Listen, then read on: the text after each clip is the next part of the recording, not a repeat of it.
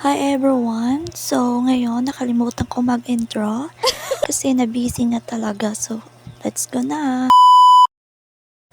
So, una ko pala ay binalatan ko na yung kamote dahil ito ay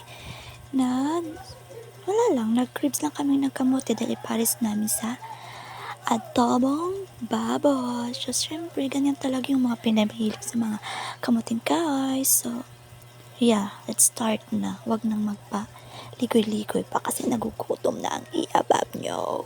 Tapos nakin gumawa ng pagbalat ng kamote ay gumawa din ako ng buko salad namin. Siyempre, hindi mawala yung pag New Year yung buko salad, diba? Present, always yan. So, yan, binalat ko na yan. So, 4 lang yan na nyug. Nagpapako ako kay Papa sa aming bundok. Tapos hindi ko na yan pinakita lahat kasi nahiya ako, guys. Nahiya ako kay mama, kay papa kasi first vlog ko to, diba?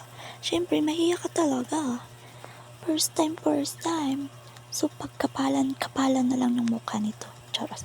Hindi pa makapal yung mukha ko, manipis talaga yung mukha ko, diba? So, pagkatapos ay nag-ready na yan si mama ng nasal cream, evaporada, tsaka at iba pa. So, ito na yung ginawa ko kanina, diba? Hindi ko na pinakita sa inyo kasi nahiya pa ako mag-video. So,